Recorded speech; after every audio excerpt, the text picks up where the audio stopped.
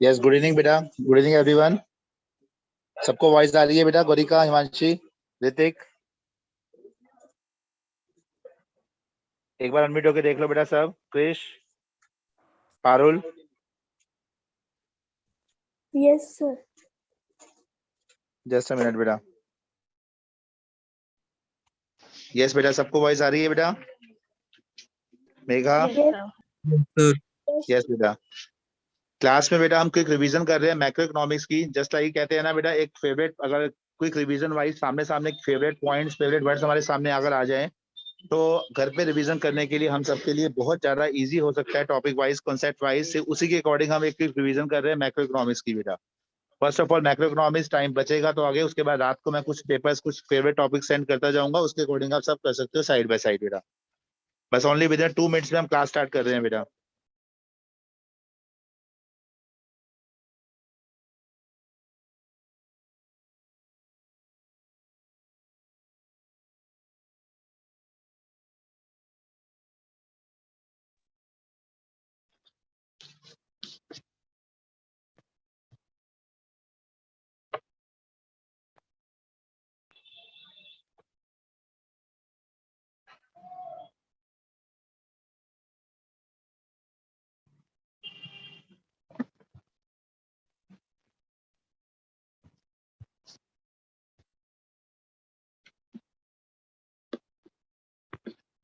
Good evening sir.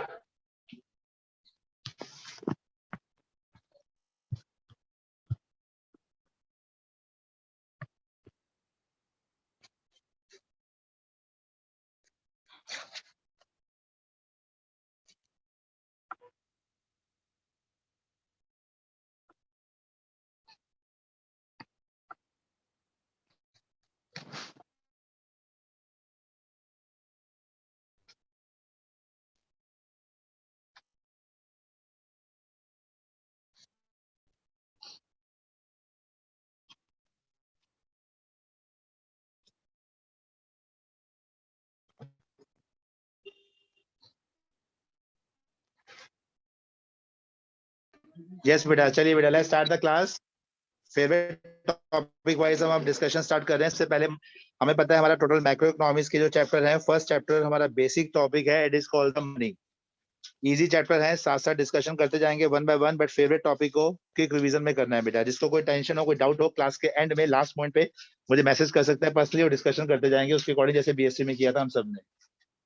First of all we start the बेटा money chapter, that is called the barter system. बीच में कोई बोलेगा नहीं प्लीज बेटा।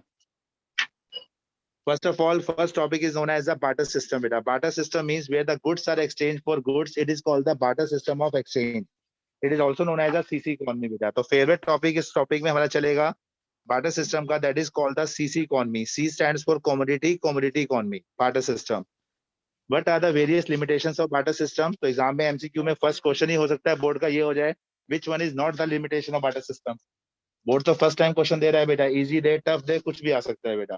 कोई भी टॉपिक कटा नहीं हुआ, कोई भी डिलीटेड टॉपिक नहीं है, सब कुछ करके जाना है, जो छोड़ोगे वो आएगा, ये टॉपिक है, बस ध्यान रखना बेटा। सो लिमिटेशन ऑफ बार्टर सिस्टम और drawback of barter system, number 1 is called the double coincidence of bonds.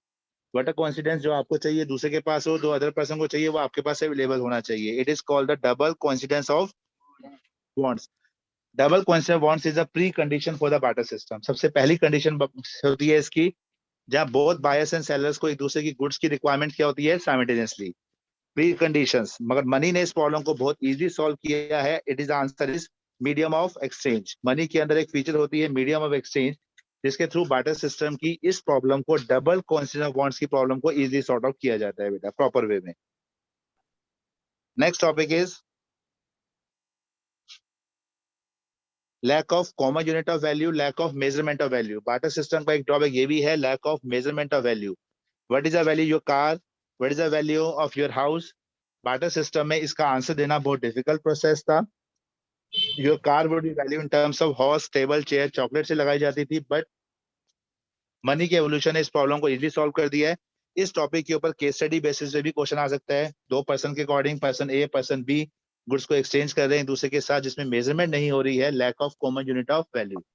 But money के एवोल्यूशन ने इस प्रॉब्लम को इजीली सॉल्व कर दिया। मनी में रुपीस की फॉर्म में किसी भी चीज को मेजरमेंट करना चाहें कर सकते हैं। हर करेंसी की, हर गुड्स की कुछ ना कुछ वैल्यू है रुपीज की फॉर्म में, हर देश की जो करेंसी होगी। Lack of system for future payment, contractual payment और डेफर्ड पेमेंट, बहुत इंपॉर्टेंट टॉपिक है। फ्यूचर पेमेंट, फ्यूचर पेमेंट्स का अदर नेम होता है deferred payment. Deferred payment refers to those payments which are made sometime in near future. वो payment जो future में करते हैं, फ्यूचर ट्रांजेक्शंस के लिए करते हैं, it is called the deferred payment. The other name of deferred payment is contractual payment और future payment. With the introduction of money के थ्रू डेफर्ड पेमेंट आज बहुत इजी हो चुकी है। आज बैंक हमें लोन प्रोवाइड करता है बिकॉज ऑफ इस बेसिस पे कि फ्यूचर में उसे बैंक को क्या मिलेगा, principal amount with interest. That's why banks पर ओपन किए गए, बैंक्स हमें लोन प्रोवाइड कर रहा है। हर टाइप की फ्यूचर ट्रांजेक्शन आज मनी की इंट्रोडक्शन होने से इजी हो चुकी है, बट बार्टर सिस्टम में बहुत डिफिकल्ट प्रोसेस था। आप किसको क्या पे करोगे, कितनी क्वांटिटी में पे करोगे, किस क्वालिटी में पे करोगे, थोड़े से डिफिकल्ट प्रोसेस थे बार्टर सिस्टम के अंदर। But money has solve this problem very easy. Remind this word बेटा, फ्यूचर पेमेंट्स का अदर नेम क्या है हमारा, deferred payment. Other name is deferred payments बेटा। नेक्स्ट टॉपिक पे अगर हम चले जाएं, इसके अंदर lack of system for storage of value and transfer of value. Barter system में स्टोरेज ऑफ वैल्यू और ट्रांसफर ऑफ वैल्यू बहुत डिफिकल्ट प्रोसेस था। आप किन किन चीजों को स्टोर करोगे, किसी को कोई रिक्वायरमेंट पड़ जाए तो क्या क्या चीज बदले में दोगे, एक्सचेंज करोगे, थोड़ा डिफिकल्ट प्रोसेस होता था बार्टर सिस्टम में। स्टोरेज, गुड्स को स्टोर करना, स्पेस लगेगा। वैल्यू डेप्रिशिएट हो सकती है, गुड्स की वैल्यू डेप्रिशिएट भी हो सकती है, उसमें स्पेस की रिक्वायरमेंट भी होगी गुड्स को स्टोर करने के लिए, तो कई सारी डिफिकल्टी लेवल उसमें आ जाती थी बेटा।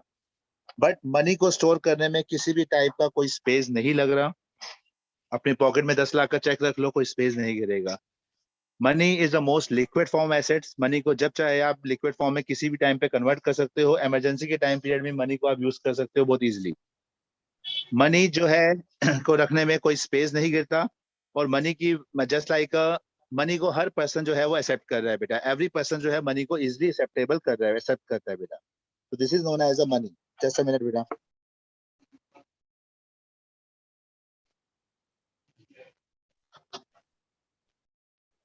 So this is the drawbacks of barter system बेटा। और मनी ने इस प्रॉब्लम को सबको इजीली सॉल्व किया है। मनी के 3 merits. Money has a merit of general acceptability. Money is the most liquid form of asset.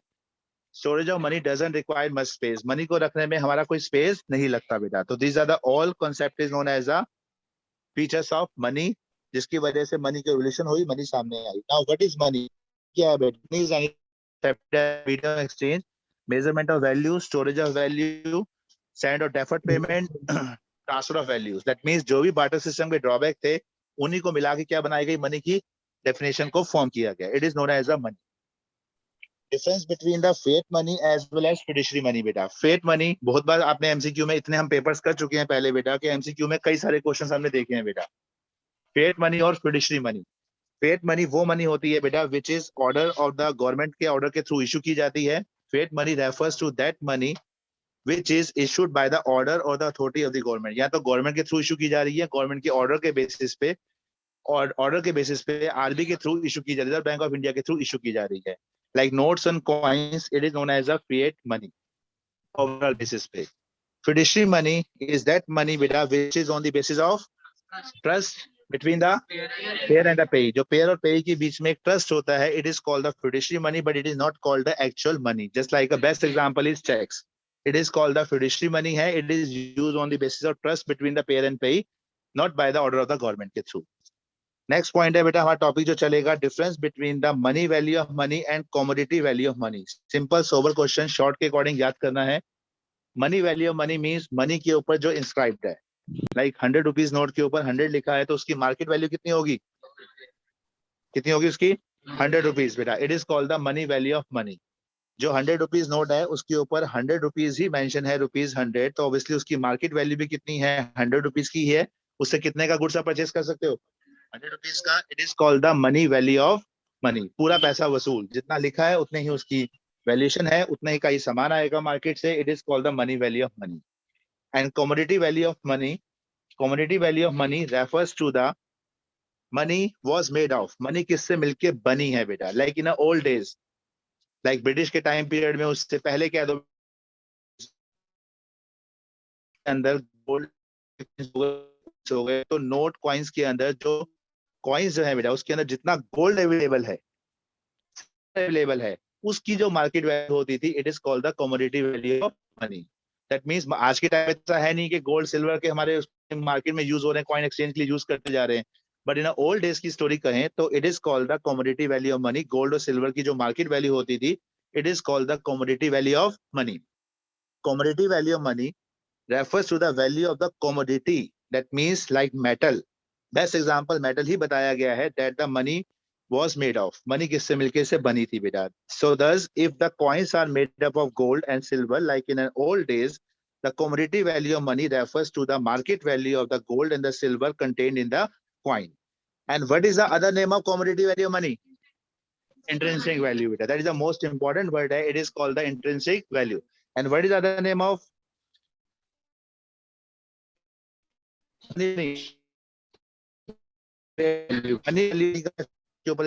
उसकी वैल्यू हो गई। And commodity value of money it is known as the intrinsic value.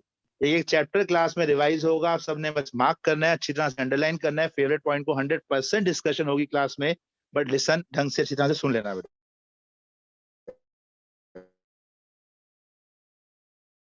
Topic by topic. Bodied money सिर्फ short में answer याद करना है। Full bodied money means when MVM is equal to CVM, when money value of money is equal to commodity value of money, means अगर 100 rupees का suppose अगर note है, उस नोट के अंदर जो गोल्ड और सिल्वर डला हुआ है वो भी हमारा कितना है, 100 रुपीज का ही है। Full bodied money equal to. And credit money refers to the, जो आजकल चलती है जनरली क्रेडिट मनी की ही फॉर्म में हम डिस्कशन करते हैं, when MVM is greater than CVM, that means money value of money जो है बेटा MVM, money value of money जो है वो ज्यादा है। दैट मीन्स 100 रुपीज का नोट है तो उसके अंदर जो गोल्ड सिल्वर डला हुआ है वो सपोज कर लो कितना, ओनली 20 रुपीज का।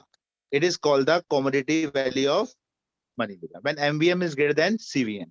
जनरली बेसिस पे देखा जाए बेटा, या तो एमवीएम इक्वल टू हो सकता है सीवीएम के, या एमवीएम ग्रेटर देन हो सकता है सीवीएम से बेटा, बट जनरली बेसिस पे देखा जाए सीवीएम ज्यादा नहीं होगा किससे, एमवीएम से, जनरल थ्योरी के अकॉर्डिंग बेटा। बिकॉज अगर सीवीएम ज्यादा हो गया नोट के अंदर, किसी कॉइन के अंदर, या नोट का हम एग्जांपल दें, उसमें 500 का गोल्ड है, बिल्कुल राइट बेटा। तो अगर 500 का नोट है बेटा, उसके अंदर 500, एक नोट है जिसके अंदर 500 का गोल्ड सिल्वर डला हुआ है, और उसकी नोट के ऊपर जो मेंशन है 100 रुपीज, तो पर्सन तो मेल्ट करा लेंगे बेटा, उसको मेल्ट करा के 500 रुपए मिल रहे हैं, मार्केट वैल्यू वैसे उसकी 100 रुपए है बेटा।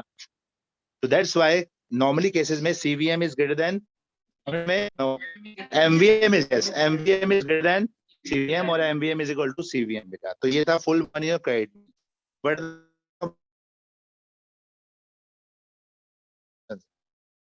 बार्टर सिस्टम के ड्रॉबैक के अपोजिट बेटा, सबसे पहला टू पार्ट्स में डिवाइड है मनी के functions. Number 1 primary function, second one is secondary function बेटा। प्राइमरी फंक्शन का मतलब क्या है, other name is basic function और मेन फंक्शन। तो मनी के बेसिक फंक्शन क्या है, मीडियम ऑफ एक्सचेंज और मेजरमेंट ऑफ वैल्यू बेटा। टू मेन फंक्शंस है मनी के, जिसे हम प्राइमरी फंक्शन बोलते हैं, medium of exchange and measurement of value. जो ऑनलाइन पे क्लासेस ले रहे हैं साथ साथ वो भी स्टूडेंट बोल सकते हैं, आंसर स्टेप पूछा जाए तो बेटा। सेकेंडरी फंक्शंस ऑफ मनी जो हमारे सामने है, other name is derivative functions, subsidiary functions बेटा। What are the derivative function of money, stand of deferred payment, storage of value और ट्रांसफर ऑफ वैल्यू बेटा। तो एग्जाम में आ सकता है which one is not the secondary function of money. कल मैंने क्या कहा था, medium of exchange and measurement of value. Yes बेटा। Standard of deferred payment not, caption की फॉर्म में क्वेश्चन आ जाए, जैसे मैं आपको क्वेश्चन पूछ लेता हूं, which one is not the secondary function money, your options are known as the standard of value, measurement of value और storage of value, measurement of transfer value. Value. Which one is not, measurement of value, क्योंकि money का part है। Yes बेटा, क्योंकि वो किसका part है, primary function money का। दो टॉपिक है, कैप्शन याद करना है, ये टेबल आपके सामने बना हुआ है, इसके अकॉर्डिंग पूरा गो थ्रू कर सकते हो, यहाँ सामने आपके है ये बेटा प्रॉपर वे में। Next topic is known as a concept price. Sir आपने जो पीछे जो ये पेज खोला हुआ था उस पे जो लिखा था, मतलब ये वही कॉन्सेप्ट हो गया ना, फेस वैल्यू और इंट्रिंसिक वैल्यू वाला, इंट्रिंसिक ये वैल्यू, वही हो गया ना, हाँ फ्रेड वही था मनी बेटा। और फिड्यूशियरी मनी। हाँ उसके अकॉर्डिंग ब्लेंड कर सकते हैं बेटा। नेक्स्ट टॉपिक इज बेटा difference between narrow versus broad concept of money. Narrow concept of money means that it includes all those things which perform the function as a money. वो सारी चीजें जो money के फंक्शंस के basis पे perform की जाती हैं, it is called the narrow concept of money. It includes currency. Narrow concept of money include number one, currency. Number two, notes, currency, notes. Number three क्या है बेटा? Coins and demand deposit. That means currency, notes, coins and demand deposit. Currency के अंदर हम क्या include कर रहे हैं? Notes, coins और demand deposit means it is a checkable deposit जिसके ब्याज पे कभी भी आप चेक इशू कर सकते हैं. It is called the narrow concept of money. What is the other name of narrow concept of money? Money assets. The other name of narrow concept of money is known as a money assets, which includes currency plus demand deposit. Currency means notes and coins plus demand deposit. Overall basis पे आ गया money assets बेटा. What about the broad concept of money? तो broad concept of money में narrow concept of money तो include हो ही रहा है. Obviously broad है तो कुछ ज्यादा ही होगा ना narrow से. तो broad में narrow concept तो आएगा ही आएगा, money assets plus near money asset. That means future में जो आपके पास पैसा आने वाला है, it is called the broad concept of money, just like a FD. The other name of FD is known as a TD. That means term deposit. जो future में, near future में आपके पास पैसा आ सकता है या बैंक्स में आपने डिपॉजिट किया हुआ है, वो आप जब बाद में निकाल सकते हो. It is also the part of known as a broad concept of money as a whole. Wise next topic is known as a money supply. Now the most important topic, money supply. From the course point of view, important topic. Money supply is money in a circulation. Money supply means money in a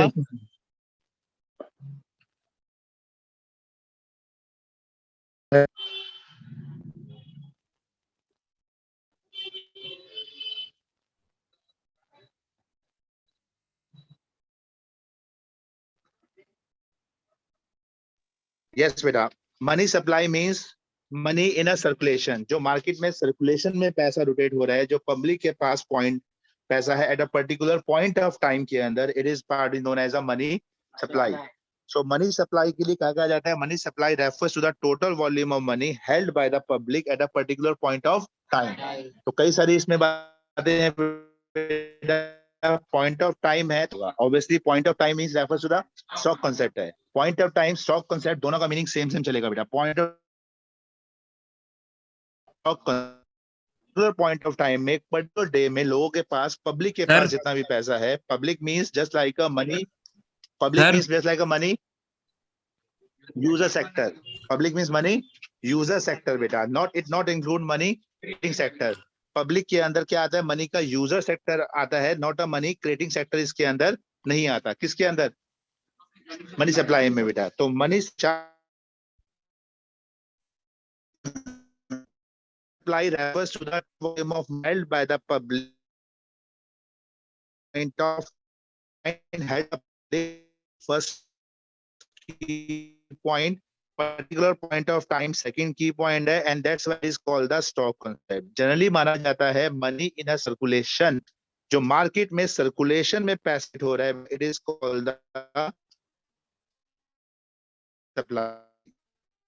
It is as a money supply in a circulation जो पैसा आ रहा है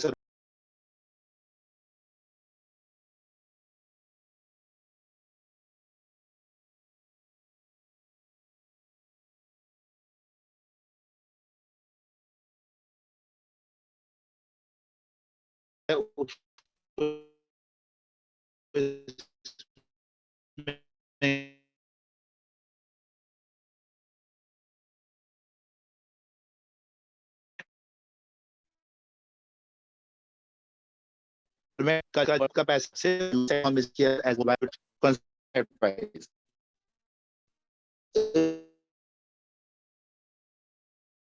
The stock concept ना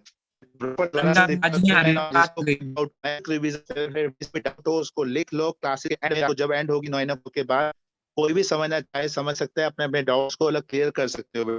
जहाँ किसी की कोई भी प्रॉब्लम, नंबर ऑफ क्वेश्चंस हमारे सामने ज्यादा से ज्यादा हो जाए बेटा. नेक्स्ट टॉपिक, डेफिनेशन नीचे वाली मैं दोबारा से रिपीट कर देता हूँ बेटा. The supply of money means that the stock of money like paper notes, coins, demand deposit in circulation में जो भी पैसा. जनरली मनी सप्लाई के अंदर ना हम तीन चीजों को इंक्लूड करते हैं जो नीचे डेफिनेशन में भी लिखा हुआ है. सिया ध्यान रखना, मनी सप्लाई के जो मेन कंपोनेंट जनरली जो दिखा दे हैं वो 3 कंपोनेंट नीचे दिखाए गए हैं. करेंसी जिसके अंदर नोट्स एंड कॉइन्स आ रहे हैं बेटा, plus demand deposit of the commercial bank. That mean जो पब्लिक का पैसा है जो उसको वो डिमांड डिपॉजिट की फॉर्म में यूज कर रहा है public, current account deposit, saving account deposit की फॉर्म में। जो बैंकिंग का ट्रांजेक्शन हो रहा है, इंटर बैंकिंग ट्रांजेक्शन, उसे नहीं कह रहे बेटा। जो डिमांड डिपॉजिट की फॉर्म में जो पब्लिक का पैसा है, जो उसने बैंक में डाला हुआ है, जो कभी निकालना चाहे और एनी टाइम आप निकाल सकते हो अपने पैसे को, it is known as a money supply का पार्ट माना जाएगा। तो नंबर 1 आ गया पेपर नोट्स, नंबर 2 आ गया बेटा कॉइन्स, नंबर 3 आ गया हमारा कौन सा, demand deposit. Yes, demand deposit of commercial banks, this is known as the money supply beta in a circulation at a particular point of time. Next topic is known as the next topic is beta monetary system of India या फिर what are the main sources of money supply beta।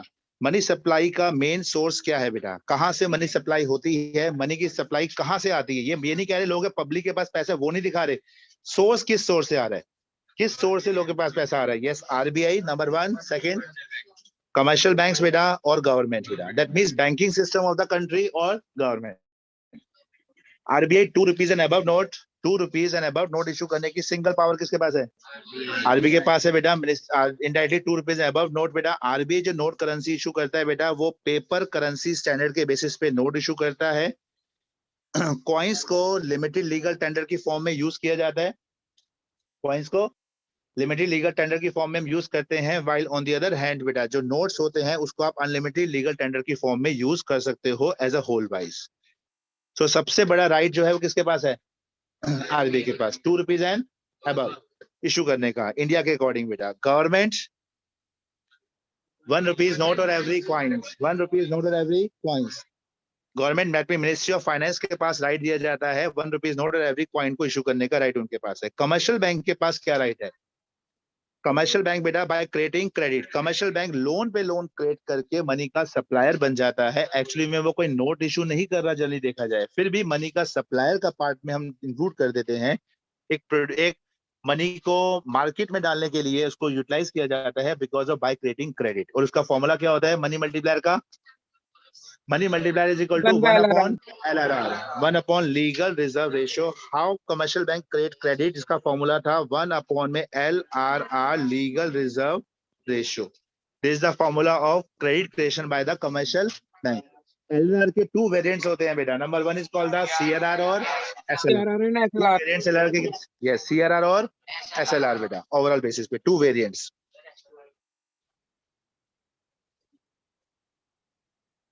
हाँ जी बेटा, next topic is known as ये तो था बेटा but the sources of money supply, मतलब मनी सप्लाई का सोर्स क्या है, कौन से सोर्स से मनी सप्लाई आ रही है, किस सोर्स से हमारे पास पैसा आ रहा है बेटा, वो सोर्स का नाम बताना था यहाँ ये था। बट अब हम, हाँ जी बेटा, नेक्स्ट टॉपिक जो हम कर रहे हैं बेटा वो है मनी सप्लाई के मेजरमेंट बेटा। What are the measurement of money supply बेटा। एक सेकंड बेटा, आयुष कुछ पूछना हो तो बाद में पूछ लेना बेटा प्लीज, ठीक है। Measurement of money supply, total there are 4 measurement of money supply. Fast में क्विक रिवीजन की फॉर्म में हम जो कर रहे हैं टॉपिक बेटा, 4 measurement of money supply. Number 1 is known as the M1 measurement. इस चार्ट को अपने अपने ग्रुप में डाल दो बेटा सब।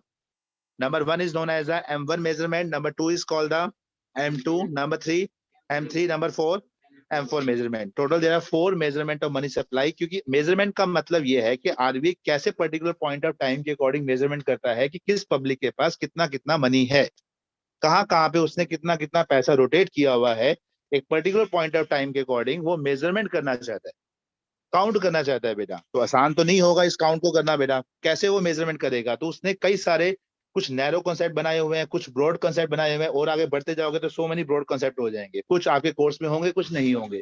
But M1 M2 M3 M4 तो पढ़ के जाना ही जाना है, इसको शॉर्ट शॉर्ट में इसके फॉर्मूले पता होने चाहिए, दैट्स इट। M1 के अंदर हमारा क्या आता है, C plus DD plus OD, ये सबसे बेसिक मेजरमेंट माना जाता है। सबसे लिक्विड हो गया, सबसे बेसिक मेजरमेंट M1 ही मेजरमेंट माना जाता है, और यही M1 मेजरमेंट को डिफाइन की फॉर्म में भी यूज किया गया है। क्वालिटी ये है बेटा, इसी M1 मेजरमेंट को मेनली डिफाइन की फॉर्म में भी यूज किया गया है as a whole wise currency, जिसके अंदर क्या आ रहा है, नोट्स और coins. DD means demand deposit, demand deposit में यहाँ पे कासा का डिमांड डिपॉजिट आता है, CASA stand for current account और सेविंग अकाउंट बेटा। डिमांड डिपॉजिट के अंदर कासा का अमाउंट आता है जिसमें हम कहते हैं current account plus seven, CASA, current account deposit plus saving account deposit. क्योंकि ऑन डिमांड पे आप कभी भी पैसा निकालना चाहो विड्रॉ कर सकते हो बेटा। And other deposit, what about the other deposit? C plus DD plus OD. OD का मतलब हो गया अदर डिपॉजिट। आरबीआई ने जो मनी की सर्कुलेशन की है वो अदर डिपॉजिट की फॉर्म में भी होगी, जिसको उन्होंने 3 पार्ट्स में डिवाइड किया था। अभी मैं सिर्फ याद करवा रहा हूँ 3 पार्ट जो है। नंबर 1 पार्ट था demand deposit with RBI of public financial institution. Number 2 demand deposit with RBI of foreign central bank, foreign government.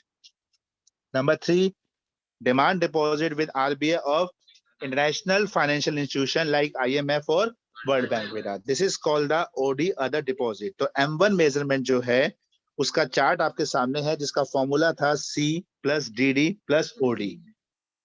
C means currency with public, जिसको आप फेट मनी भी बोल सकते हो, करेंसी विद पब्लिक नोट्स और coins की form में। DD means demand deposit, जिसमें आप कासा का डिपॉजिट दे रहे हैं विद बैंक्स के साथ।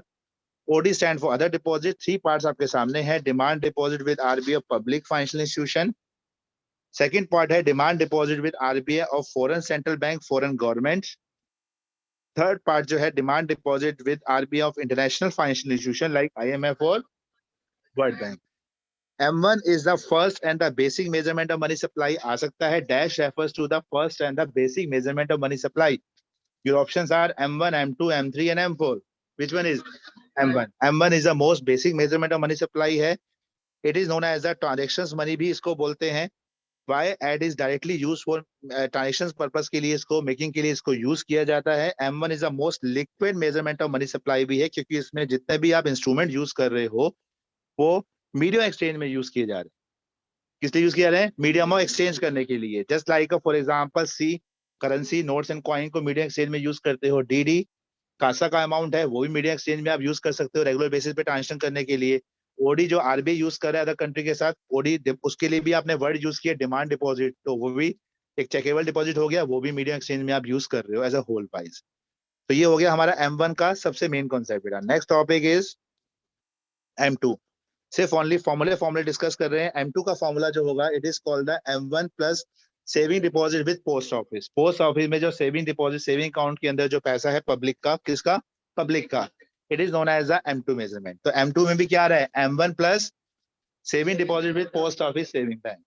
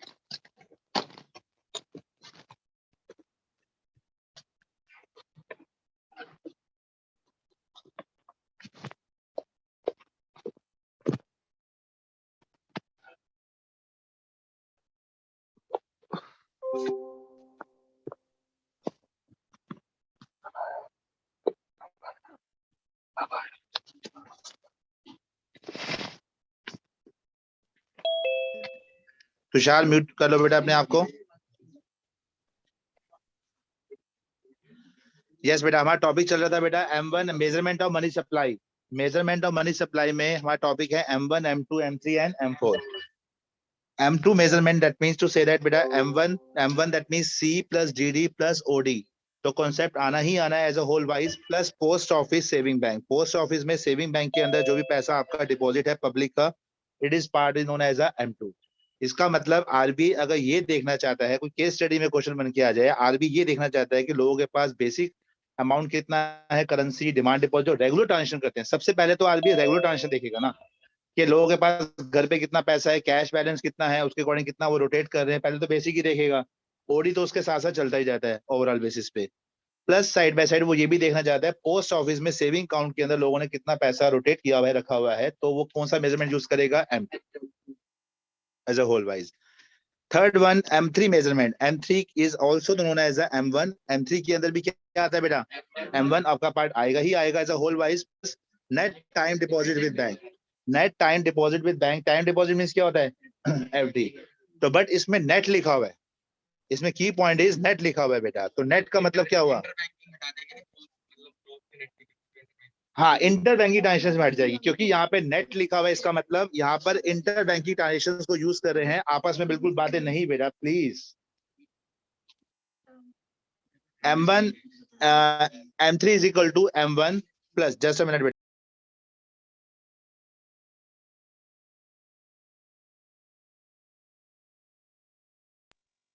M3 is equal to M1, तो आपका टॉपिक आ ही रहा है M3 के अंदर, plus net time deposit with bank. इसका मतलब यहाँ पे इंटर बैंकिंग ट्रांजेक्शन्स नहीं आती हैं, जो एक बैंक दूसरे बैंक के साथ इंटर बैंकिंग ट्रांजेक्शन्स कर रहा है एक दूसरे के साथ, उस अमाउंट को यूज नहीं करोगे। जो पब्लिक का पैसा बैंक के अंदर डिपॉजिट है आपका FD की फॉर्म में, जिसको आप चाहो तो कभी भी FD तोड़वाना चाहो तोड़वा सकते हो, तो वो पैसा निकालना चाहो, वो अमाउंट को हम यहाँ पे यूज कर रहे हैं, तभी इस पे नेट कहा गया, ग्रोस नहीं कहा। ग्रोस बड़ा होता है, gross total whole, net part निकाला गया ओनली। नेट मतलब यहाँ पे नेट टाइम डिपॉजिट है FD ही, बट पब्लिक का जो FD का पैसा है उसको उसको यहाँ पे यूज किया गया है, नेट टाइम डिपॉजिट की फॉर्म में डिस्क्राइब किया गया, नेट टाइम डिपॉजिट। क्लियर जाएंगे। नेक्स्ट वन है हमारा टॉपिक M4 मेजरमेंट। M4 में क्या आता है बेटा हमारा, M4 में क्या आ रहा है, M3 plus total deposit with post office. बेटा टोटल XYZ किसी भी फॉर्म में पोस्ट ऑफिस में जो टोटल डिपॉजिट है, it is known as the M4 का पार्ट होगा। मतलब M4 सबसे बड़ा ब्रॉड कॉन्सेप्ट माना गया है। वाई, बिकॉज M4 में क्या आ रहा है, M3, और M3 में क्या आ रहा है, M1 भी आ रहा था बेटा, और टाइम डिपॉजिट भी इसमें इंक्लूड था, पोस्ट ऑफिस का भी टोटल आ गया इसके अंदर।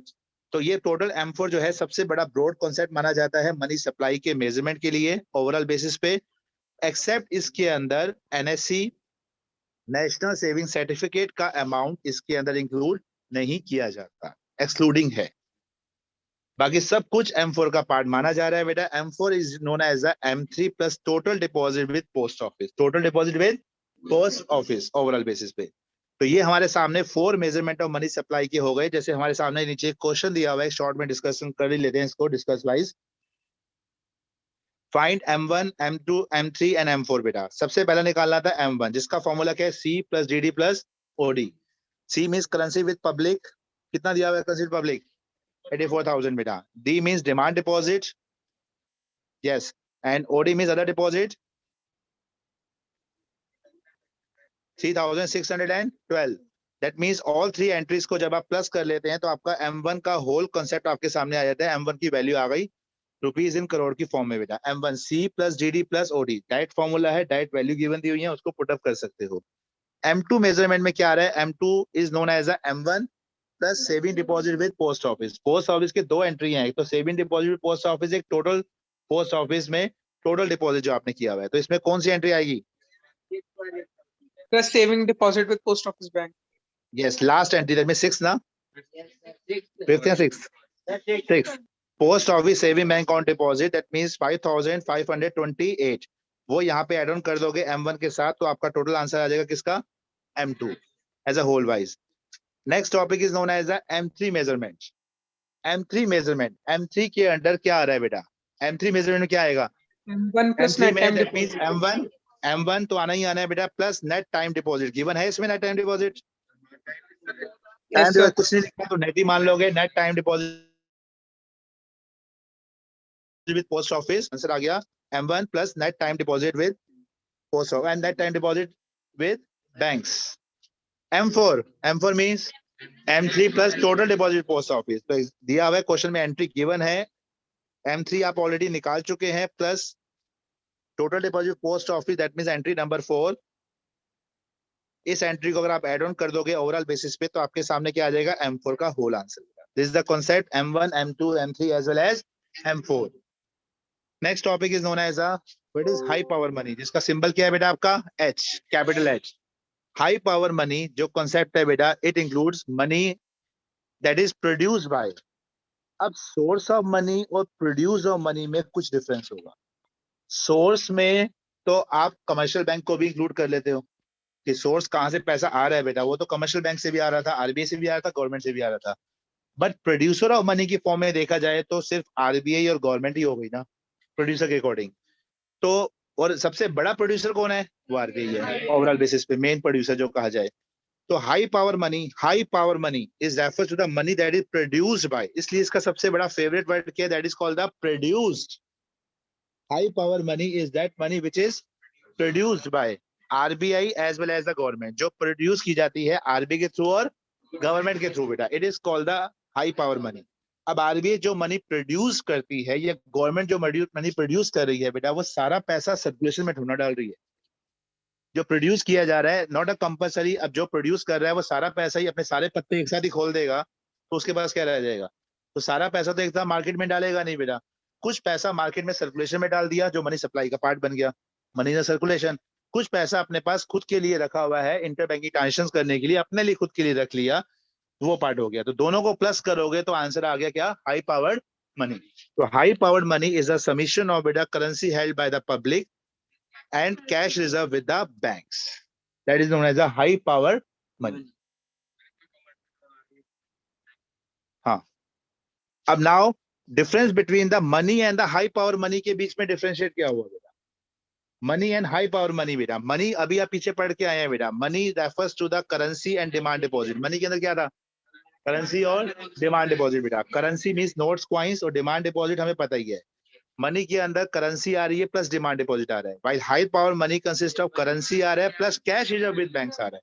तो व्हाट इज द 1 मार्क्स में सिमिलरिटी हो जाए, what is the similarity between the money and high power money? Currency. What differentiate between this two? Demand deposit, yes, money include demand deposit while high power money include the cash reserve with the banks.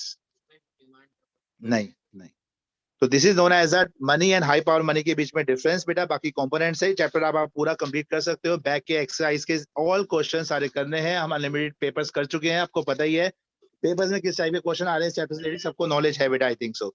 तो वो भी discussion नहीं करनी चाहिए बेटा।